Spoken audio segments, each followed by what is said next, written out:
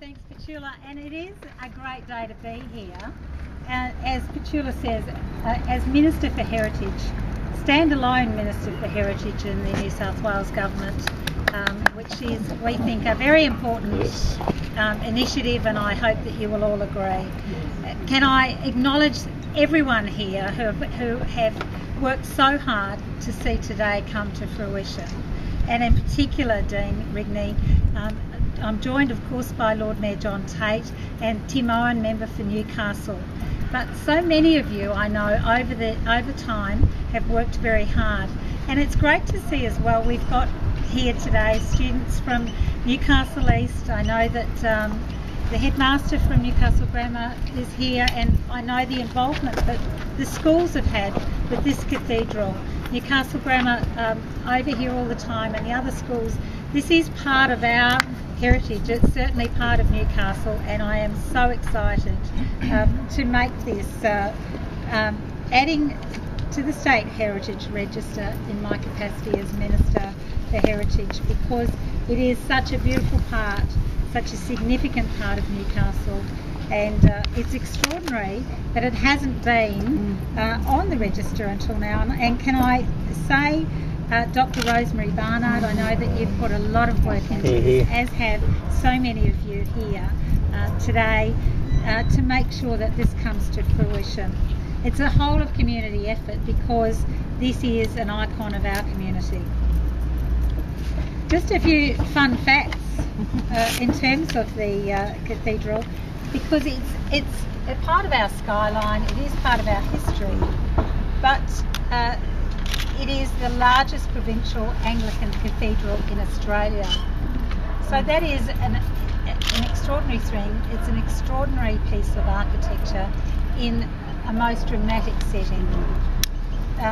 So the site's history, and we're listing the whole site today, as most of you know, is very important, because it is linked with the city. It wasn't until this Anglican Church was established that Newcastle became a city. And certainly having it listed as on the State Heritage Register opens it to getting all sorts of support. I'm sure I'll be receiving letters asking for further support over time, and I'm looking forward to it. It has a place in my heart, of course, coming from the Hunter. So today's a special day for all of us, and I'm delighted today to be adding the cathedral to the Heritage Register, and I'm delighted to present that to you, Dan. Congratulations.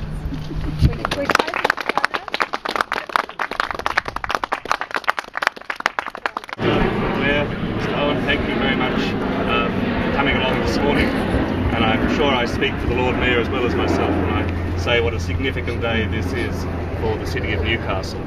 The fortunes of this cathedral and the city have been inextricably linked over so many years, and I'm delighted that these are the first sites to be recognised under the auspices of the newly established Ministry for Heritage, and it's particularly appropriate that it should be a state representative from this region who's the first occupant of that important position.